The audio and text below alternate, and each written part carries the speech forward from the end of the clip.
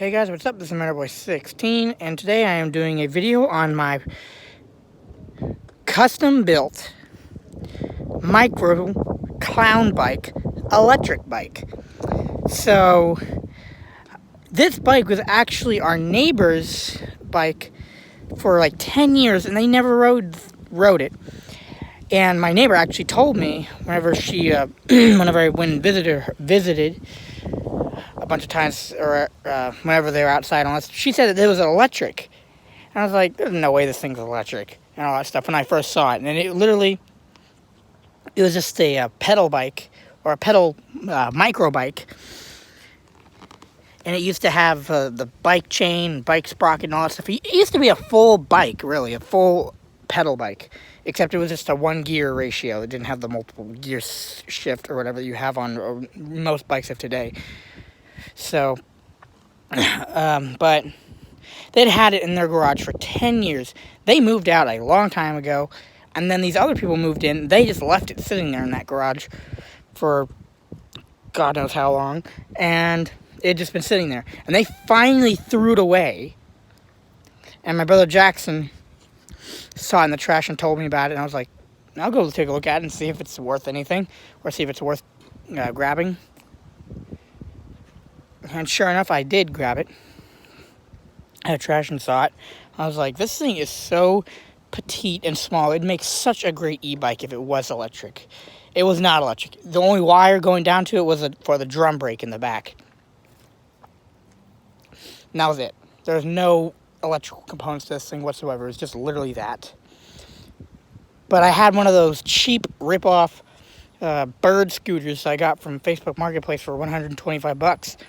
And I had that just sitting there. I wasn't riding it. I didn't really care about it. It was a piece of junk.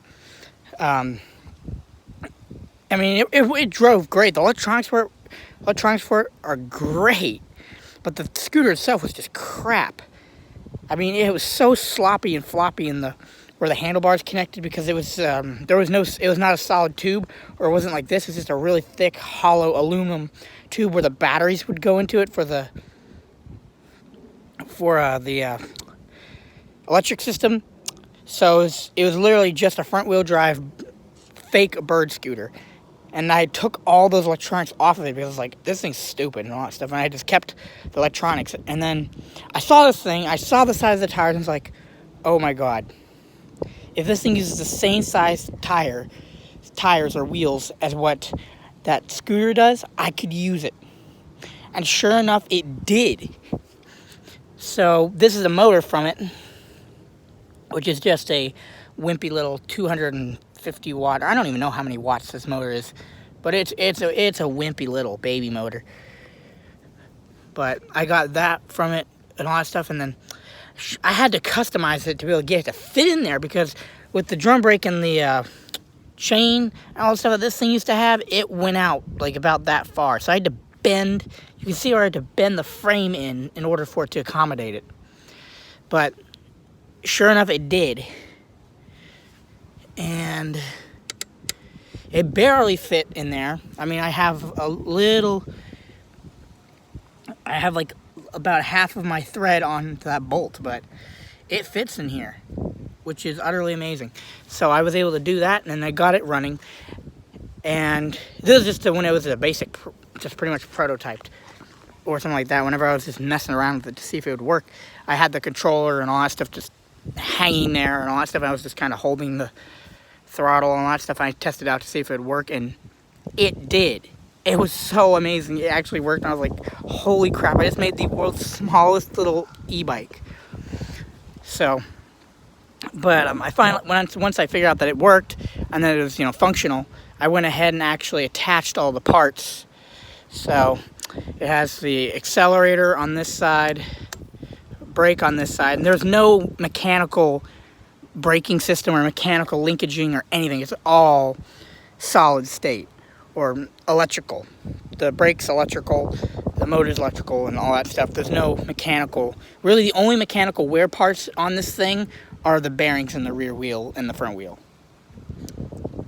But you can see I have the controller here. It's just a hose clamp to the front frame.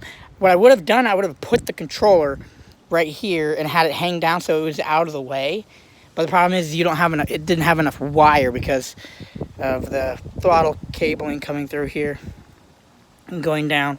It didn't have enough wire to really put it somewhere where it wouldn't really be in the way. But the way I had these handlebars originally pointed out that way, but I turned them around and pointed them towards me, so that way it would fit. Or that way this thing could be in here and not hit anything and not stick out and all that stuff, and it would be protected. So that's how that goes. But it comes apart. This thing comes apart. The seat comes off. The handlebars come off. And these pedals, they were originally like regular pedals. But what I did is I took this side off. Or was the other side? I took the other side off and I flipped it around so that way it would be like just like little hangers or just like little foot pegs. And I welded the bearing in there so that way it stays. It doesn't flop around. And what it does is now is it folds up. They fold up to be able to be, for this thing to be transported. So if I give it a good kick, come on, there you go. You can see it moves. It moved, and then, and let me have to hold it for a second here. You see it'll fold up, and it'll go up like that. So that way you can fit this thing into a car. And really, this thing could fit in the back of a smart car if you really wanted it to. It would easily be able to fit in the back of a smart car. But, and one thing I didn't know about this when I got it is that I knew it had rear suspension because obviously you can't miss that huge rear shock back here. Or, well, not huge, but petite little shock absorber in the back. You couldn't miss that. I mean, it's obvious it has that there. But the front actually has suspension. These little rods here, wow, they are leaking like crazy. I need to put some more grease on them, but these little things are actually little bitty suspension. This thing actually has rear or front suspension as well as rear suspension. So this thing, for how small it is like driving a Cadillac. It is so smooth. And especially with the seat that I put on here, which is off of a Schwinn scooter, it has some spring in it as well. So this thing is so smooth to drive. And you're probably wondering, okay, well, that's good. It's electric and all that stuff. But where's the battery hookup? If you can see, I ran the wires with some just electrical tape and all that stuff, but just to clean it up, make it look nice, all that stuff. Because what it used to do is I used to have a backpack that I'd wear, and then the wires would just hang down, and I had the battery in a backpack. And it was just really cumbersome and annoying to use all like that. So I was like, screw this, I'm doing something else. And then I got this Ryobi 40-volt charger out of the trash, and I already had a Ryobi 40-volt electric lawnmower, which we didn't really use much anymore. I was like, holy cow, that would be perfect for this thing, is put that Ryobi electric lawnmower battery on here, because it fits perfectly back here, or it would fit perfectly back here and all that stuff. And what I did before is I'd have it standing up, I'd just push the seat down on it, but it would always pop off and always fall off, and all I was having is a pain in the neck. I absolutely did not like that. It sucked. I hated it. So what I did was whenever I was at school, I got some sheet metal, and then I welded that onto there, and then drilled some holes, and then bolted the charger onto here. So this was a broken charger. It wasn't a working charger. It was a broken charger. So I went ahead and just took all the crap out of it, and then just wired in some regular power wire, and then just use that for my positive and negative, which run up to here, which are breakaway. So I can take the handlebars off completely, take the seat off completely, and really collapse this thing down to fit in a car. But here's the battery I use on it. It's the Ryobi 5 amp hour 40-volt battery. So this thing just slides on, clips in like so. So it's clipped in there now, and then it does rattle around a lot because this is a beat up charger. This charger has been beat so badly. I mean, I need to put in some rubber padding or something in there because you can see how much slop there is in that. That's not supposed to be there, and it rattles like crazy when you're driving it, but it does work good there. So I have the gauge on the battery. This is a freshly charged one. This is a full battery. And then if I go up to here, I have the display.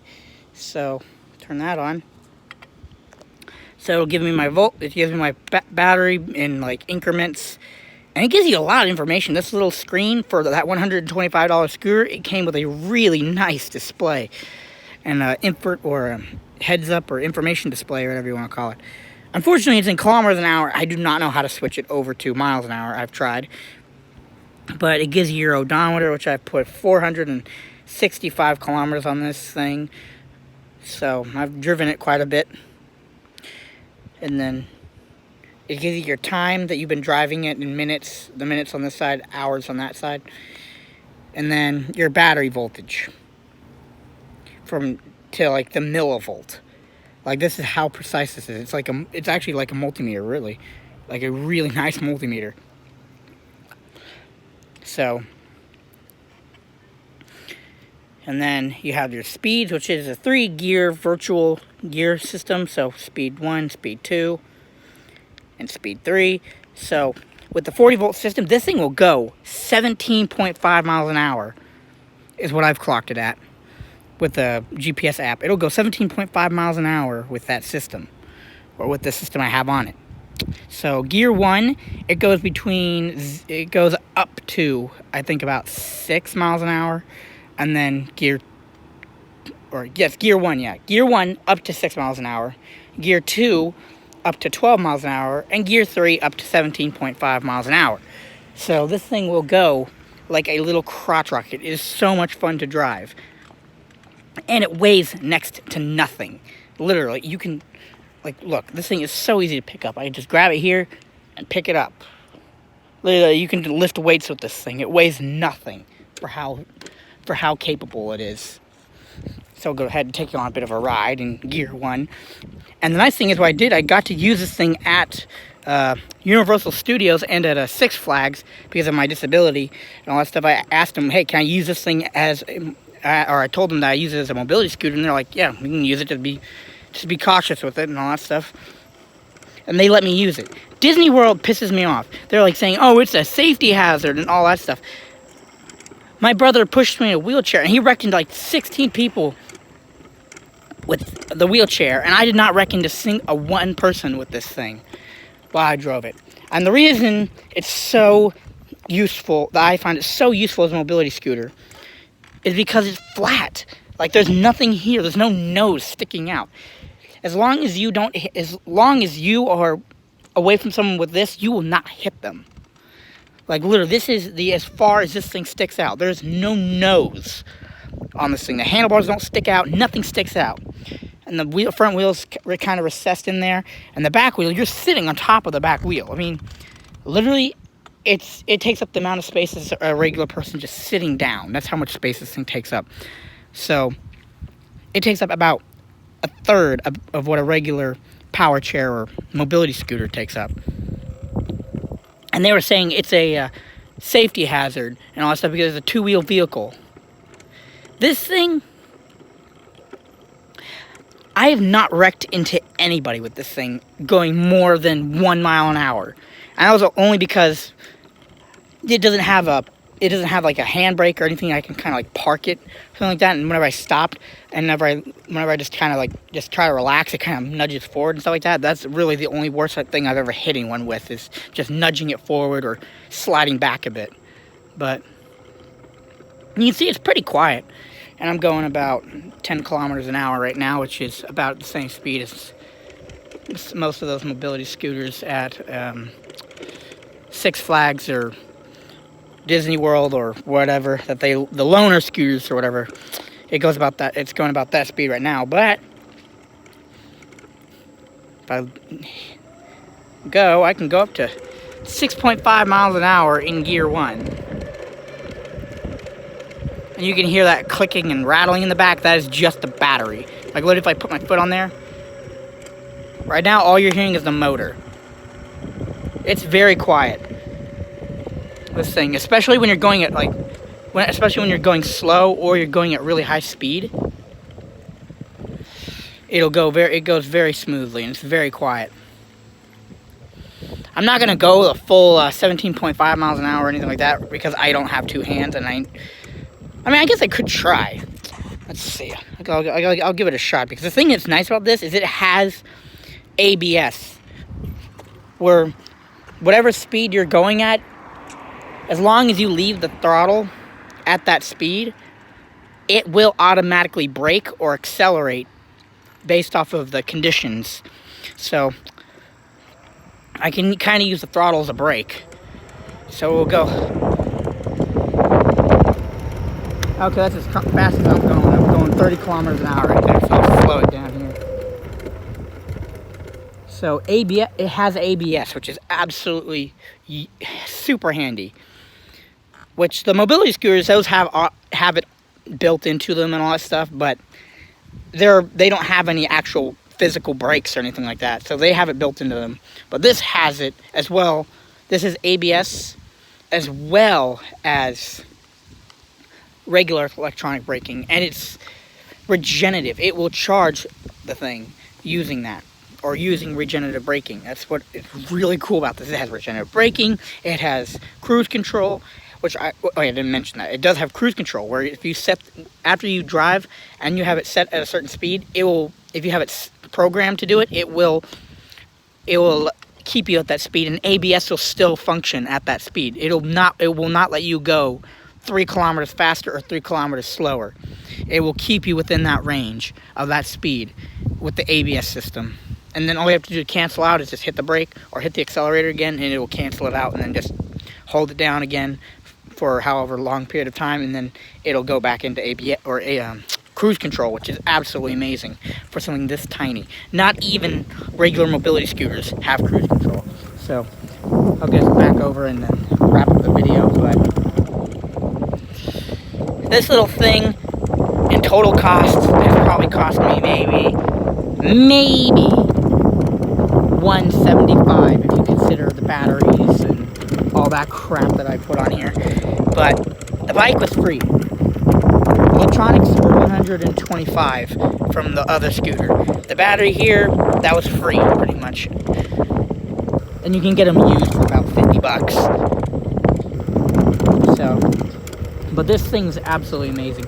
And the charger on here doesn't function as a charger. It's just a dock to be able to put the battery in, or to be able to hold the battery, because it's kind of like it's just really just a docking device, really, to be able to hold the battery and lock it in while I'm driving it. So, but anyway, I wanted to show you guys this because I think it's such a cool little bike. It'll fit in the back of a smart car. It goes 17.5 miles an hour, and it's gone a whole day, like from 12 to 7 o'clock at night, almost continuous use at Six Flags or something like that, in gear 1, just using his mobility scooter. So this little thing goes a long distance, runs very quietly, super easy to drive and all that stuff, and it's custom built. I mean, I've never seen a mobility vehicle this tiny, or electric bike this tiny before. So anyways, I hope you guys enjoyed. Please don't forget to comment, like, and subscribe, and I'll see you guys later. Stay cool, YouTube. Bye.